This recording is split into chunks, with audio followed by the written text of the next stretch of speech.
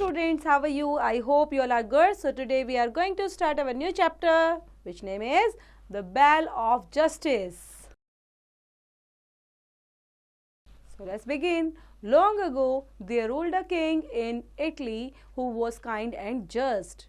He was fair and provided real justice to his people. He did not discriminate between rich and poor, landlord and tenant, businessman and customer, etc. He did not favor anybody, nor he was biased against anybody. So his people loved and respected him. So एक बार की बात है बच्चे, एक king था जो Italy में के अंदर ही रूल करता था और वो काफ़ी काइंड था, है ना, काइंड एंड जस्ट. और उसका डिसीज़न, वो जो जस्टिस करता था, वो कैसा, बहुत फेयर तरीके से, वो किसी के बीच में भी डिस्क्रिमिनेट नहीं करता था, चाहे वो रिच है, पुअर है, लैंडलॉर्ड है, टेनेंट है, बिजनेसमैन है या फिर कस्टमर है ना, सबको इक्वली ट्रीट करना. जो उसके पीपल, जो उसकी जो प्रजा थी, जो लोग थे वहाँ के, उसको बहुत ज़्यादा प्यार भी करते थे और उसकी रिस्पेक्ट भी करते थे.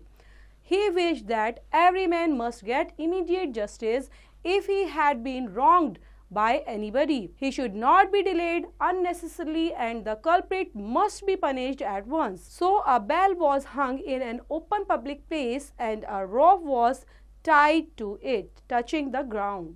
Then the king made an announcement.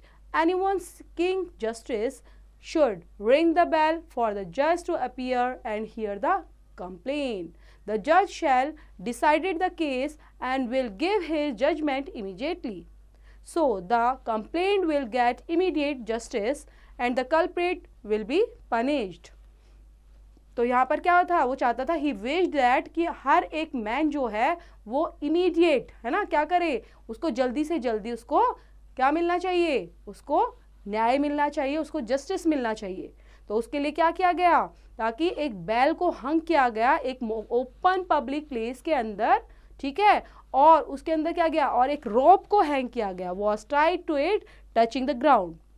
अब उसके बाद जो किंग है वो क्या करने वाला, एक अनाउंसमेंट की उसने कि एनीवन सीकिंग जस्टिस, अगर किसी को भी जस्टिस चाहिए, वो मांग रहा है जस्टिस, न्याय मांग रहा है, तो क्या करेगा, उस बेल को रिंग करेगा फॉर जज to appear hear the complaint, है ना, ताकि उसकी कंप्लेंट को सुना जा सके.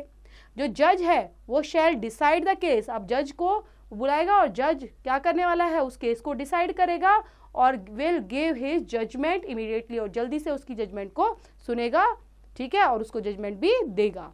So the complaint will get immediate, और जल्दी से ही ऐसे कंप्लेंट आ जाएगी, ठीक है, और जो कल्प्रेट है उसको जल्दी से पनिश भी किया जाएगा.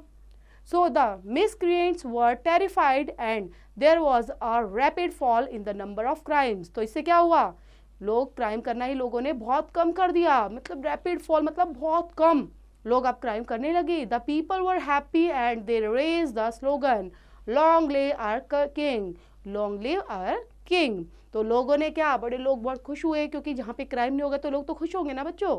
तो अब सिटी बहुत पीसफुल रहने लग गई, लोग बहुत अच्छे से रहने लग गए. तो इसलिए उन्होंने एक स्लोगन भी बोलने लग गए कि जो हमारा किंग है, लॉन्ग लिव आवर किंग. तो एज टाइम वेंट बाय, अब धीरे धीरे जो टाइम जा रहा था, the bell of justice became very popular. There was peace in the kingdom and all the activities were normal. ठीक है, जितनी भी एक्टिविटीज थी वो अब वो नॉर्मल होने लग गई किंगडम के अंदर. The number of complaints become so less that the people seldom heard the ringing of the bell. After some time, the portion of the rope near the ground broke away. The king's servants tied a vine to the upper portion of the rope so that a complainant could use it if and when necessary.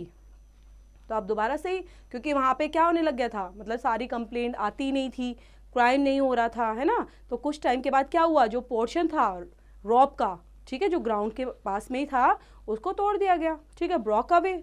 और जो king के servants थे उन्होंने क्या कर दिया, tied a vine to the upper portion of the rope, और उसको बांध दिया ऊपर ही.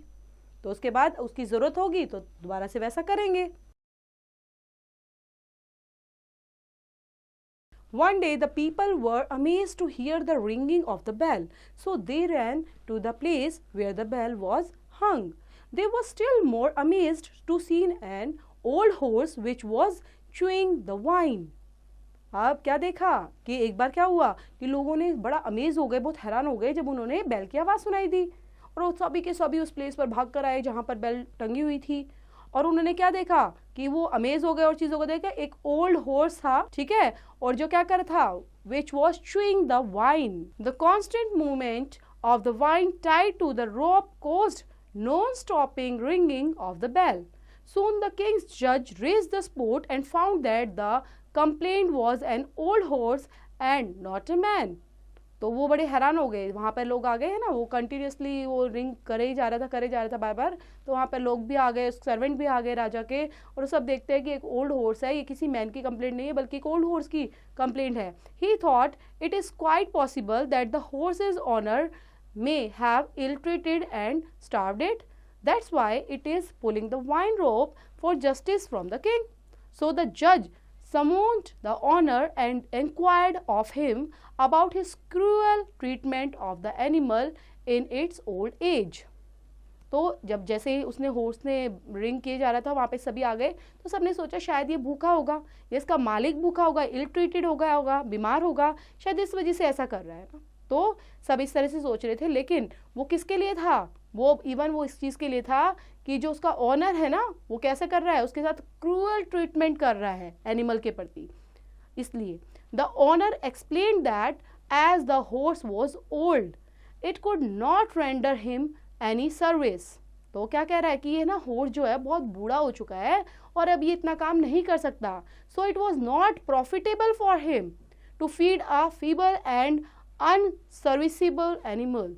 तो वो क्या कह रहा है कि ये इतना अब प्रॉफिटेबल नहीं है क्योंकि ये बहुत बूढ़ा हो चुका है, उतना हम काम भी इससे नहीं ले सकते, तो ये जानवरों के लिए, एनिमल्स के लिए अच्छा नहीं है, इनके फेवर की बात नहीं है, ये अनफेवरेबल है सारी चीजें। बट द जज was अनकन्वीनियंस्ड that the horse's owner was found guilty of ill treatment.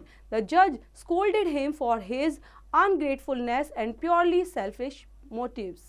अब वो क्या किया, जो देखा उसका जो मेन जो मालिक था ना बच्चे हॉर्स का, तो वहाँ पर तो वो कैसे उसको इल ट्रीट कर रहा था, उसके साथ अच्छा बिहेव नहीं कर रहा था, है ना। तो उसको जब पता चला तो वहाँ पे वो जजमेंट हुई, तो पता चला एनिमल्स के लिए इस तरह से बिहेव करना सही नहीं है ना। तो उसको स्कोल्ड किया गया, डांटा गया उसको, और बताया गया कि किस तरह से अनग्रेटफुल और प्योरली सेल्फिश मोटिव के लिए वो काम कर रहे हैं, तो वो अच्छा नहीं है। तो ये जजमेंट वहाँ पे रखा गया।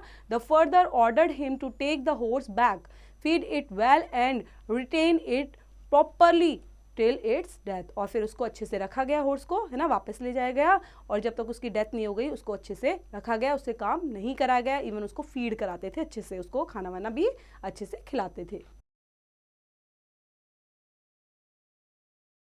They made the story very happy, and once again they raised slogan in praise of king.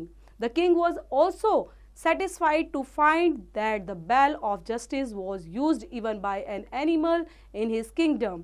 It was a bell only that could save the life of an old horse. तो राजा बहुत खुश था, है ना, क्योंकि किसी मैन के through, people के थ्रू वो चीज़ नहीं हुई थी, लेकिन अब किसी एक तरह से किसी एनिमल को जस्टिस मिला है उस बेल के थ्रू। तो इस वजह से वहाँ के लोग और वहाँ का पूरा जो किंगडम था वो बहुत खुश था कि एनिमल को ही वहाँ पर जस्टिस मिला। तो इस तरह से किस तरह से हॉर्स की लाइफ को सेव किया गया उस बेल के थ्रू, तो ये जानकर भी और ये देखकर, और एक ये जस्टिस का जो एक उन्होंने तरीका बनाया था वो भी काफ़ी प्रशंसनीय था। तो इसको भी देखा गया, और चैप्टर को बच्चे दोबारा पढ़ेंगे, रीड आउट करेंगे, और इससे रिलेट करती हूँ एक्सरसाइज डू योरसेल्फ।